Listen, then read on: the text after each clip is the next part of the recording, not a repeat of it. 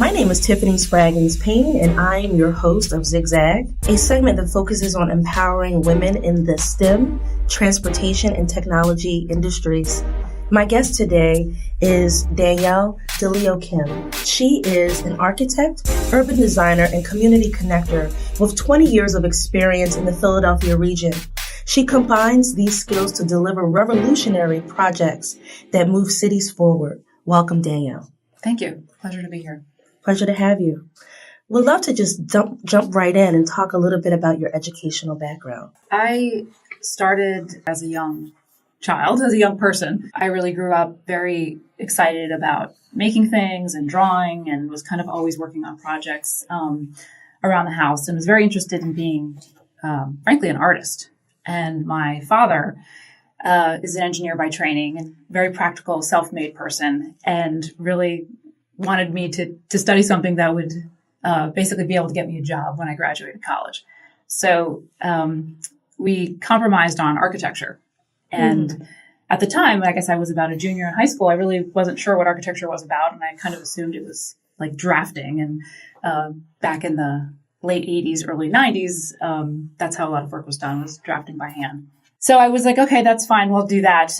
And I ended up applying for Virginia Tech and went to their program. And on the first day of studio, I knew that it was exactly what I wanted to do for the rest of my life. And it was certainly much, much more than drafting. And that's just a component of how you actually produce architecture, but is not really what design is about.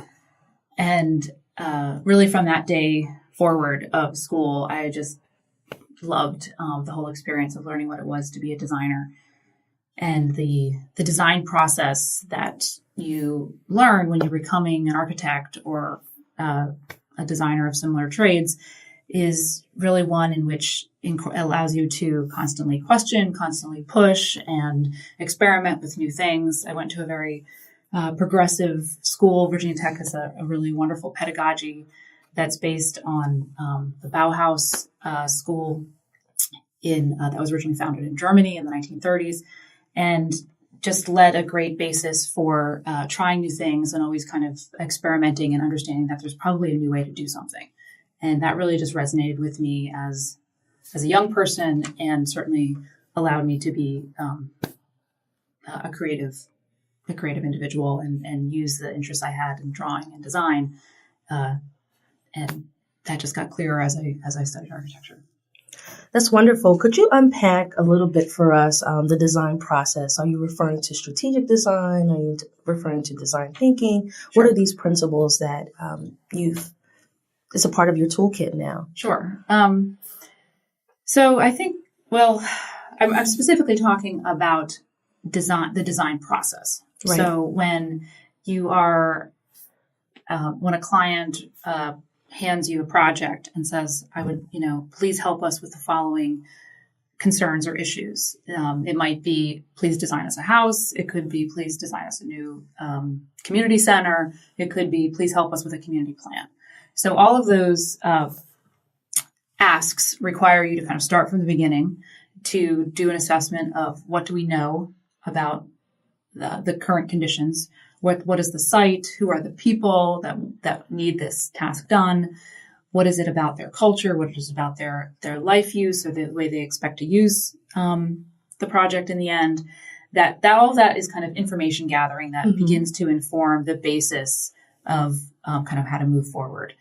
And then the design process really begins a process of like a dialogue back and forth with the client and understanding what do they need and what are some of the clever and interesting ways of interpreting that, either spatially or if it's actually a building, or maybe in a community process if it's a way of kind of uncovering what a community is struggling with. And then depending on what the scale of the project is, there's different ways of asking for feedback and proposing some initial ideas, getting responses, adjusting, moving things around, possibly reconsidering. If the client says that's not exactly what we were looking for, could you think about this a little bit more? So there's always options that are presented, and there's always different ways of looking at a solution. And the design process is really a way of working to get to a mutual consensus direction that works for both what the client is looking for and kind of a new and innovative way that either an architect or a planner can propose a solution. That's awesome. One of the things I really appreciate about the design process is that whole component that has to do with empathy. You mentioned it very early on, just sitting down with an individual or with a company or with an organization and just saying, hey, what are all the possible solutions that you're thinking about, given the current circumstance? Right. How can we come to a mutual understanding through ideation, through rapid prototyping, through the process of doing more of these contextual interviews, kind of looking at the macro, as well as like the micro, what's going on in your particular space and area. I love that you went to Virginia Tech and you were able to embody this pedagogy that has to deal with the design process and really understanding what does it mean to be an artist who can transform an urban neighborhood, an urban city. I want you to talk a little bit about your traditional path after college and how you went into your first practice, if you will, as an architect. Sure. So I had a really lovely, unique opportunity when I was still in college. The architecture program or a Bachelor of Architecture program is typically a 5-year program. So during the summer of my 4th year, I was fortunate enough to get an internship with Boland Swinsky Jackson, which is an internationally known firm today that's has an office in Philadelphia. They have a number of offices around the country. But I was working in the Philadelphia office. And it was a lovely experience because that summer, the firm was actually asked to compete for the U.S. Embassy in Berlin. So as a young architect who hadn't even graduated school, I got to, be a part of a team, and they were very gracious in letting me work on the project. And I learned a ton from that experience. And it was also a wonderful time because I was living in Philadelphia as on my own as a young person. And it was the first time I'd ever lived in a city because I grew up in the Lehigh Valley, in the suburbs, and went to school in a small town. And Blacksburg, Virginia, where I went to school, actually does have a very lovely kind of urban feel because it's a small town. But the scale of Philadelphia was nothing that I had ever experienced before. And so that summer was very formative for me in terms of both working at such an established and well-regarded firm with exceptional people, and then also getting to explore the city every day as a young person walking back and forth to work that summer. And then following that summer, I went back, completed my 5th year at school. And when I graduated, Boland Swinsky Jackson offered me a job to work for them in their Philadelphia office full time, which I was very excited to do and had a great, wonderful number of years there. I think I was there for about 4 to 5 years. And because I have always had this interest in urbanism and larger scale things, I knew that I was probably going to have to hone those skills a little bit more and go back to graduate school. What would you say was the impetus for, you wanting to work in urban environments? I think I have a very strong kind of social and moral basis to my life. And I really feel that urban design is an opportunity, and urban planning is an opportunity to use skills as an architect and as a designer, but to look at the social impact and community impact that you can have as a designer. So for me, I was never interested in doing kind of private homes or residential because I always wanted to be doing something where I felt like that I could contribute to the community. And architecture certainly does that, and urban design does that at a kind of at a larger scale and potentially a bigger impact. As a part of your work, you went on to consult for the city of Philadelphia, helping them to manage a 50-year plan. Can you talk to us a little bit about that work that you've done with the city? Sure. So after I did go back so I went to grad school after my first stint with Boland Swinsky Jackson, and I got a degree. Went to Harvard University and got a degree in urban design. It's actually called a Master of Architecture in Urban Design. Came back to Philadelphia because I had fallen in love with Philadelphia and had fallen in love in Philadelphia as well. My husband was, my soon-to-be husband was here, so there's multiple reasons to come back to Philadelphia. And eventually I found my way to working for the city of Philadelphia. And that happened because, again, another mentor of mine that I had met while working in a private firm, Alan Greenberger, went to work for the city as well. And through a number of different opportunities that came up, I applied for the position to manage the first comprehensive plan that the City Planning Commission was going to take on. And the last time that had happened was under Ed Bacon. So that was 50 years ago. And so my role to work for the city was to manage the Planning Commission staff in the development and writing of this comprehensive plan, which is now called Philadelphia 2035. And that was in 2010, which was already 8 years ago at this point. And the Planning Commission has, since that time period, under the direction of a number of great leadership, including Alan Greenberger and under Mayor Nutter and subsequent leaders now, and certainly under Mayor Kenny, it continues, is the Planning Commission has just completely transformed into an amazing, proactive agency that is really planning the future of the city. The Philadelphia 2035 includes, and really the robust part of Philadelphia 2035 includes 18 district plans, which is the city is broken down into 18 smaller districts. And city planners work with community groups to help them define what their shorter term vision, their 10 to 15-year plan for their district would be. And those district plans all comprehensively put together form the comprehensive plan of the city.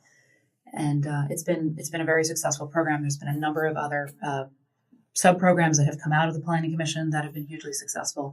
And I was very happy to be part of the kind of the beginning of all of that. Had you any prior experience working on such plans before in your former work?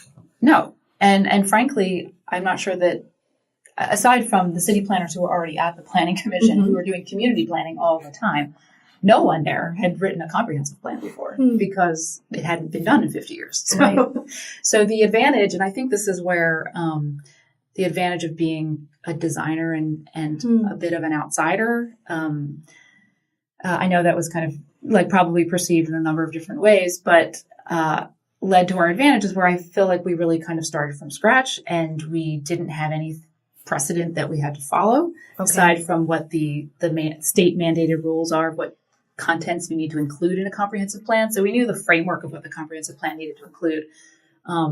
But the way we went about it and the deliverables that we created were very unique. And at the same, basically at the same time, the zoning code was being rewritten as well. And then, so the Planning Commission went on to win a number of awards for the innovative approach to both planning and zoning and the process that the Planning Commission took during those years of basically 2010 to 2014. And those deliverables, and the deliverable I'm specifically talking about is actually the plan itself. And it's a very accessible document. It's very color coded. It has like charts and graphs and maps that most comprehensive plans frankly don't have. And that really set a kind of a guidepost for what the other district plans, how they would go about doing those. And it really raised the level of design and planning expectations for the Planning Commission. Now everyone has incredibly high expectations for what the Planning Commission puts out. And, I'm happy to say that I think I was a part of that. Would you say that what you were able to accomplish with helping the city to come up with this first comprehensive plan since Ed Bacon was a bit revolutionary? Were you given the freedom to assemble your own team when working on this project? Yes, to a large degree. I mean, I was working with staff of the Planning Commission, but they were working in new ways. How so? Well, it required the departments within, or the divisions within the department, to work, I think, more collaboratively than they necessarily had before. I don't want to speak to how it was run before, but I know that people were definitely stretching themselves, and there was a real energy and eagerness to stretch themselves because this was like a new opportunity for everybody to write the future of Philadelphia. Mm. And so I think everybody stepped up and contributed. And, we set up new types of meetings. We had different ways of working. We even did some kind of charrettes, which is a collaborative way of planning together. And so, we tried to shake things up a little bit than what maybe had been done there prior. Yeah. Would you say that having you come online to spearhead this initiative actually helped to shape the culture in which the Delaware River Planning Commission was going about exploring new methods to approach this first comprehensive plan? Would you say that by virtue of you being in this space, being an urban designer, being an architect, being an artist at heart, kind of influenced the culture?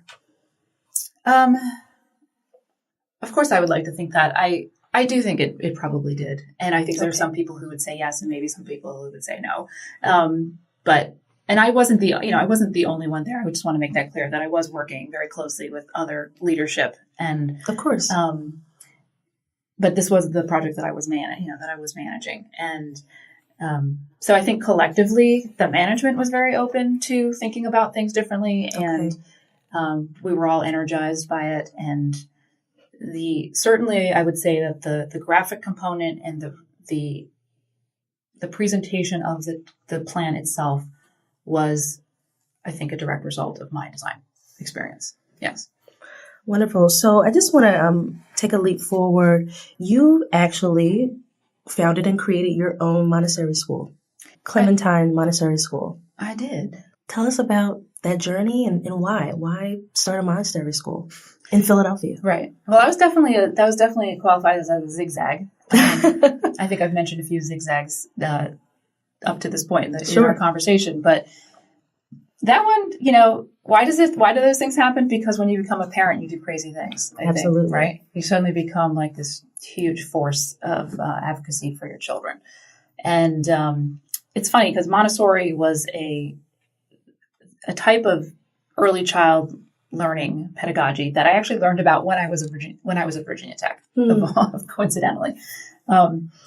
It's a method of learning that's very popular in Scandinavia and in Europe in general. Okay. So I actually ended up studying as an architecture student a number of buildings that happened to be Montessori schools. Wow. So that's how I kind of first learned about it. I was like, what are these buildings and why are these classrooms so different than anything I've seen before? But I was, 20 years old and not anywhere thinking about children at the time. So I never knew it would really come back. But then when we had our first child, our first daughter, and I was starting to look at, different preschool options, and I toured one of the Montessori schools the only Montessori school that was in Philadelphia at the time. And it was a beautiful facility. And I found out in the end that many architects send their children to Montessori schools because the environment is very beautiful. And it's the curriculum is structured around a lot of crafted objects and wooden objects that are fit together and are proportional to one another, and they all build off each other. So it's kind of an architectural basis of design of the curriculum to begin with. Anyway, we applied our daughter to the school and we were waitlisted. Okay. And I decided that was not acceptable because I really wanted her to be able to go. And how old was she at the time? 6 months old. Wow. Or, a year and a half. I think she was a year and a half maybe at the time we actually got waitlisted. And so I knew I had about a year to put together a plan to start another school because I realized that there was clearly demand that was not being met with the supply. And that was true. So I worked with, convinced a few of my other crazy friends, many of whom did not have children at the time. Okay. To actually help me with this project. And a very close friend of mine who did have a son who would be starting. She and I worked really hard on getting the school open. And in a period of basically 9 months, we had a school open. The school was located on the third floor of St. Clement's Church in Center City at 20th and Cherry and Apple Tree Streets. And it's a lovely place. And there are now 50 some families that go there, or 50 some children. So not quite that many families, but and it's completely operating on its own. And I'm happy to have given its birth, but yes. I'm no longer actually involved with it right now. And so you launched this school, the Clementine Montessori School, back in 2010. Mm-hmm. And you started the school with just 15 students? Yes, I think we had, maybe it was even 12 students. Yeah. Wow. And it was a mixed age, Mm-hmm. So you had multiple tiers of classrooms and educational learning. And then you had 2 Montessori certified teachers that help you with the launch. So one Right. woman had worked in Yes. the Montessori school industry, I should say, for 20 years. Yeah, I think our lead teacher really helped us sell the school to the incoming parents because she had 20 years of experience. Mm-hmm. And so we could say to this first pioneering group of parents, like, don't worry, this is a Montessori curriculum. So the curriculum is already set. We're not inventing the curriculum. Right. That was actually a real help when you're starting a school because we didn't have to invent the curriculum because the curriculum is 100 years old. And we had a teacher who had 20 years of experience. So those 2 things were safe. And we found a beautiful space that actually had been the former space of Greentown Montessori School, which is the other Montessori school in Philadelphia. So, but they had vacated it 10 years prior. So it was available for us. And so it was a big kismet, right? Yeah, it was very clear that the best space to use that space for was a preschool. So we did a lot of, repainting and cleaning up and some demo and stuff, but through a lot of sweat equity of the initial parents and myself and my husband and our friends, we got the school open in time. And so there were, I think, 12 students there on the first day. And it all went fine for the first year. And the second year, we opened another classroom. And then the third year, we opened a third classroom. And now they're expanding the school. It's going really well. And what I also found fascinating was that you opened up the school with little to no debt, correct? We did. Tell us a little bit about how you were able to do that. I think part of what made the opening of the school a success was that I found really excellent people to work with who were my friends. So it was nice to have such amazing friends. But a good friend of mine, Steve Ramey, served as our treasurer, and he had experience in nonprofit financial management prior and knew that we really needed to be very, very limited and controlled with our funds and not extend ourselves inappropriately. So he just towed the line on what we were allowed to spend money on and what we weren't. And it was a lean time that first year. And, we weren't able to offer, amazing anything to anybody at the moment. It was like it was bare bones. Bare bones. It was everything anyone needed, but nothing more. Okay. And we basically existed that way for about 2 years, lived entirely off of the income of the tuition. And my children paid tuition. I paid tuition as well. Like nobody got a free ride. It didn't matter if you were sending your kids there. And that allowed us to slowly save a little bit of money and slowly save. And then we basically did it all through savings and just being very smart about how we spent the money that we did bring in. And now I believe that there's money even for some financial aid. So I was just told by the current board chair earlier this year that I think this was the first class where they actually offered financial aid, which was something we wanted to do in the very beginning and certainly couldn't have done at the beginning. So it's nice to know that they're following through on that. So how many grade levels does Clementine currently have right now? It's just a primary program. Okay. So it's for children ages 2 years and 9 months through kindergarten. Wonderful. And yeah. And, following the Montessori mantra, you focus on nurturing children to become confident, capable contributors in diversity in an ever-changing world. And so I think that's great because it really goes back to the core of who you are, right? It does, actually. And I have to say I'm really pleased because we wrote that version of that mission statement like 8 years ago. And the school has built their curriculum around this idea of being contributors to the world. They have the children do little service projects. Wow. They understand what it is to be like people of the city. They take field trips. They go to Bartram's Garden. They do things that maybe other preschoolers don't do that are from Center City. And I think they're making their own little impact in their own way. But yes, it does go back to the core of who I am, and I'm happy to know that the school has that kind of value system that they do continue to retain, because I didn't want to be like the founder forever. I wanted to create something that could then live on its own and be sustainable. And because we had good financial, plans in the beginning, and we had a good kind of ethic of how we wanted the school to be, it is being sustained, and people are excited about continuing that. Danielle, I want to talk a little bit about the serial entrepreneur that you are, right? Mm-hmm. You've also started your own firm. Mm-hmm. Tell us a little bit about the firm, and what's the name of your firm? So I started a firm with a business partner. When did we do that? We did that in 2013. The name of the company is Locust Partners. And my business partner is Sylvia Palms. She and I formed the firm because we wanted to do something different, right? And it seems to be a theme with my path here. A bit of a zigzag. A bit of a zigzag again. She's a landscape architect, and I am an architect, an urban planner, an urban designer. So the idea of working together as an interdisciplinary team on community revitalization projects was our vision. And in addition to that, the idea was that we would be working on things that would really benefit the community. So it did have that social impact commitment, and also kind of this multidisciplinary approach. Sure. And for a number of years, we worked both in Philadelphia and outside of Philadelphia. We did a lot of work, we did some work in Wilmington as well. And the projects that we did were primarily master plan and open space plans, community engagement efforts around projects that basically that community groups really needed help kind of defining and getting clarity around. And we were, pretty successful at that for about just under 5 years. And in the last year of our being together, we decided that doing, sometimes when you do zigzags, that things get complicated.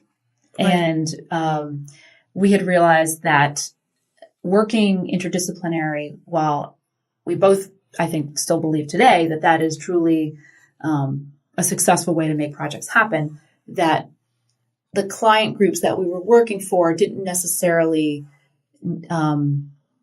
best utilize our skills, or the projects didn't necessarily allow both of us to kind of bring to the table equally our skill sets. So sometimes one of us was leading a project more so than the other one. And even though we were both equally contributing, or not equally contributing, we were both contributing. Right. It often sometimes felt like one of us wasn't necessarily bringing their best skills to the table, because they weren't being asked to, because they weren't needed. And I think at this point, we had plenty of years of experience where we really wanted to both feel like we could be fully utilized. So that was a struggle. So we worked on that for a little while to figure out, is there a way we can continue to make this work? And frankly, in the end, I think we both realized that we both have a lot to offer, and that trying to maybe make it work for both of us at the scale of the projects that we were doing wasn't going to be the best use of our skill sets, and we weren't going to be able to have the greatest impact. So at the end of 2017, we actually mutually decided to dissolve the firm together, so that we could both figure out and realign and get back on a path to how we could both utilize our assets in the best way.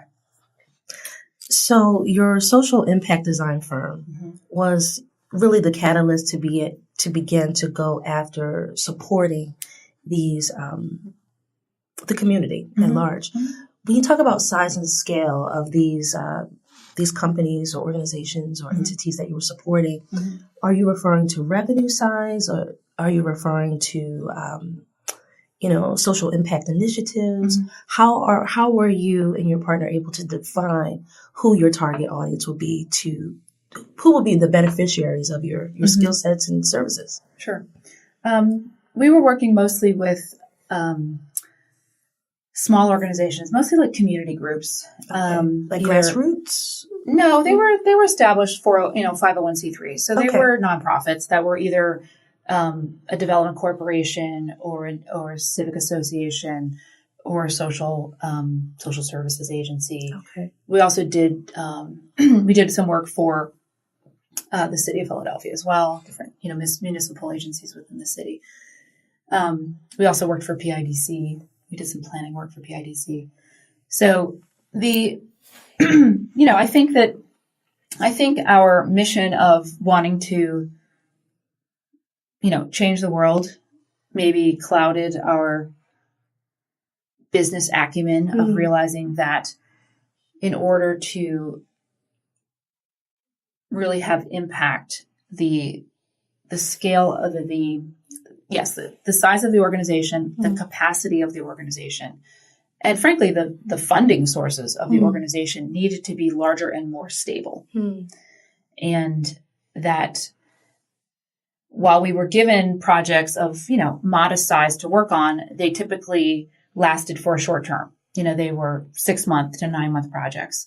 And then there had to be additional funding before that client could move on to the next phase. Okay. So, it was a lot of kind of chasing client work and continuing to constantly have to compete again for the next phase and the next phase and the next phase. We sometimes learned in the first phase with a client that the client really hadn't done a project of this scale before, or hadn't done a capital project at all. Hadn't really engaged with designers before and didn't understand the process. And it ended up becoming quite a burden, actually, for us to manage like a real high level of integrity and design, and also kind of bring the client along as well. And it just took a lot of effort. And we had to have a number of projects because they were small projects to keep it going. And it just was a lot to manage. So what became clear to us is that we needed to have clients that frankly had more experience and more money to survive as a design firm without kind of burning ourselves out. So talk to us a little bit how you've been able to, with your design firm, you and your partner, walk those clients through the design process, as well as introducing them to how to go about pursuing a capital project or some of the other initiatives they might have had on their bucket list.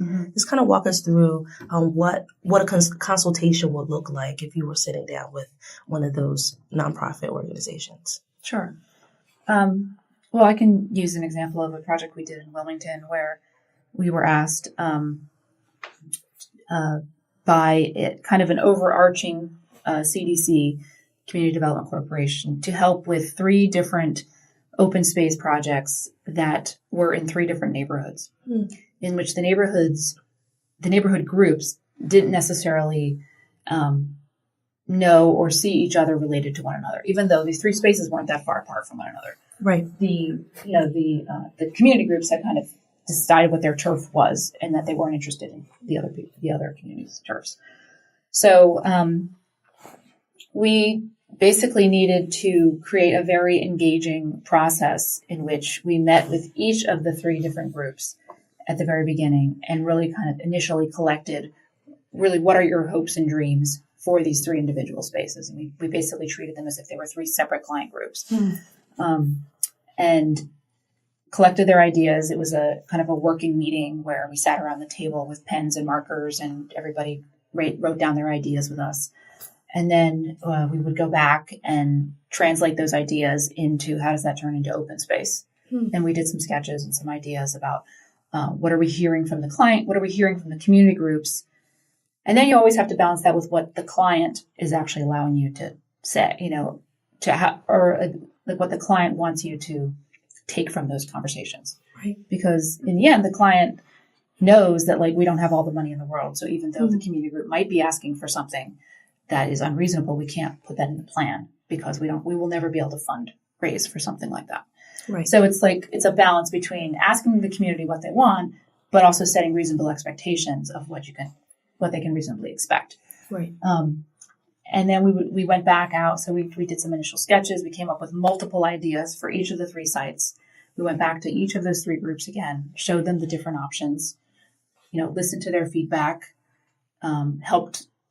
They, didn't ask them to specifically pick one of the schemes because in the end, everybody wants a little bit of A and a little bit of B and a little bit of C. So you end up kind of making a mishmash anyway. Right. Which is fine. And that's what we did. So we ended up, after we collected, again, comments from the community groups and meeting with the client, came up with 3 distinct schemes for each of the 3 sites. And then at the end, we actually decided it was important for this community on the west side of Wilmington to see all the plans together. Mm. So we had been willing to meet with the client groups separately and treat them as 3 separate projects. But we actually thought it would be important for the community as a whole to think of these as like a network of spaces and not as 3 individual spaces. So the last and final meeting, we invited everybody to that.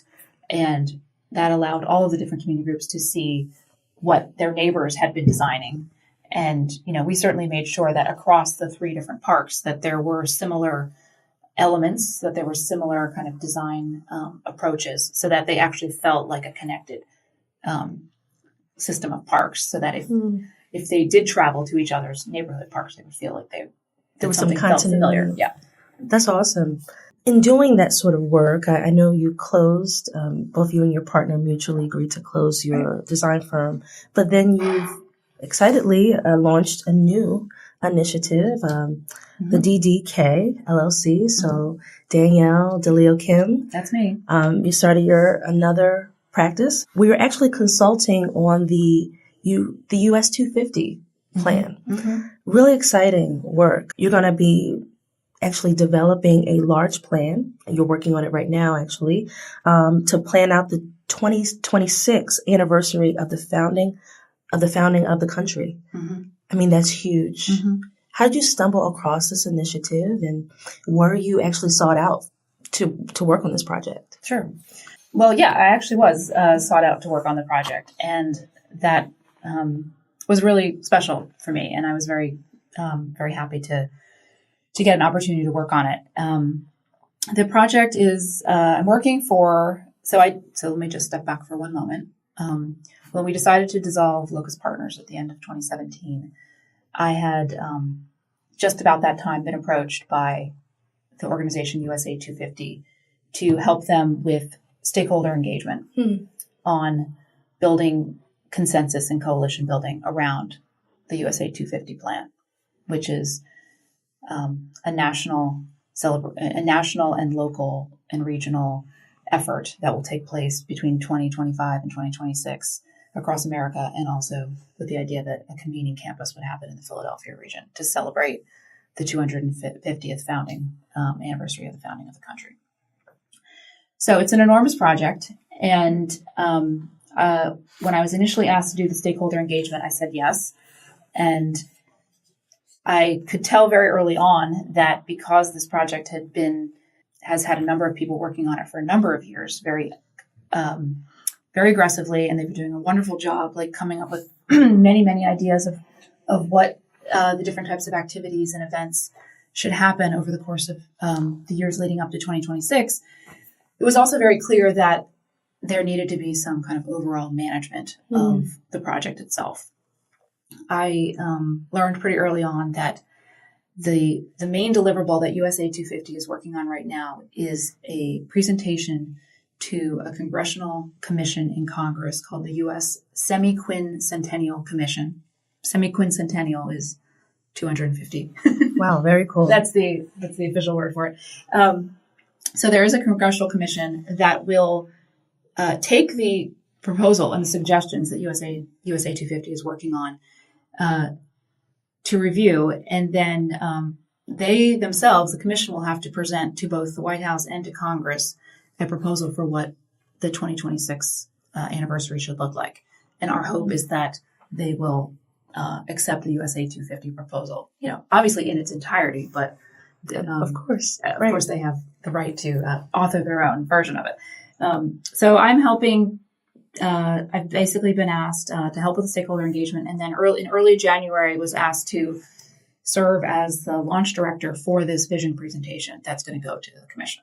So very quickly, in having kind of dissolved a firm to all of a sudden now working almost full time for USA 250, essentially full time for USA 250 as this launch director, in putting the presentation together. And I want to make sure that it's very clear that there are wonderful consultants that are working on the content of this that have been working on it much longer than I have as well. And Kieran Timberlake is an architecture firm, internationally renowned architecture firm in Philadelphia that has been doing a tremendous amount of planning and design and for the project, and they got started on it before I did. And I've now been working with them to take the content that they've been developing and work to translating that into a presentation. And there are a number of other consultants on board who are helping with messaging and branding, also helping with cultural institutional engagement, exhibit design, tourism research. So a number of us all playing different roles. My role is to basically herd all those cats so we can create a compelling presentation. How would you say that your experience as an architect, an urban designer, an artist, a founder of a Montessori school, a proud parent who's an advocate, a wife who is constantly at the forefront of, just bringing together a world of municipalities and community structures. How would you say that all of this experience has really contributed to you being kind of like this knockout revolutionary person here in Philadelphia? I mean, you're covering a very large footprint. Talk about the excitement that you've had collaborating across these various entities. I love Philadelphia. As I said, I discovered it as a young person at the height of my learning. So it really came at a time when I was loving learning about cities and urbanism and design. Mm. And it was really the height of, I think, the beginning of Philadelphia, or at least I should certainly say Center City's golden years. Okay. I don't want to paint the picture that all of Philadelphia is doing really well, because there's certainly many, many communities that are struggling. And I think that's incredibly important. And I'm very interested in helping those communities. And what do you mean by golden years? Exactly? Well, certainly, I think starting under Ed Rendell's leadership as the mayor at the time, it was the mid to early 90s. A number of different efforts were happening around the city that companies were coming back, and the arts areas were starting to grow again, and people were choosing to live in the city, and they weren't necessarily leaving students weren't necessarily leaving after they graduated college. There were more and more public spaces that were becoming engaged again. And I feel like in the 22 years that I've been in this city, that it just gets better every day, at least the experiences that I primarily have. And so I love that. And I'm also, as I said, I'm also very dedicated to helping the communities that aren't experiencing that growth. Mm-hmm. I'm on the board of Habitat for Humanity, and I really love that role. I've been asked to join the board and lead an effort called Neighborhood Revitalization that Habitat is taking on right now. So in addition to building single-family homes, the staff at Habitat are expanding the services and working really intimately with community groups to identify additional projects in their neighborhood that are within the Habitat wheelhouse, such as maybe public realm improvements or streetscape improvements. They've been partnering with some of the local schools and community centers to do capital project improvements in those as well. And so I'm really happy to work very closely with the staff on that initiative. We have a new task force that I'm leading as well that we're doing. And so I get a lot of motivation from that. It also just goes back to my moral grounding on wanting to contribute to the world and be somebody who's making a difference, a positive difference. So I get a lot of inspiration from that. I've worked with really great people. The experience I had working at the city was wonderful because I learned how the city works. Mm-hmm. I kind of have a better understanding of how departments work with one another, or I wouldn't say don't work with one another, because I think they all do function pretty well together now. So I have a really broad network of that. Clementine was a kind of a little sweet moment in my life in terms of just motherhood, and I've met some really wonderful friends from that I wouldn't have met if I hadn't started that school, and people kind of look to me for inspiration on that. It's a gift that keeps giving too. You've opened up the door for so many other families to benefit from a need that you've been able to solve. Sure.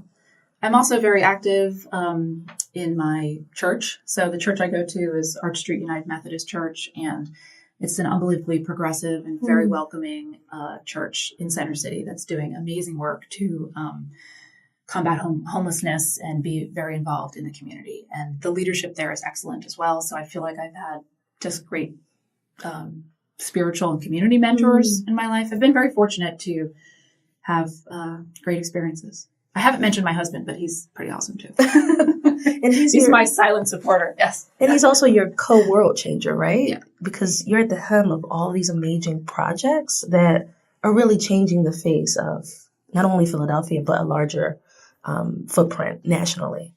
I hope so. Well, I think so. Thank you. You're very humble. You're welcome. So in closing, my question to you would be, you've done amazing work to date.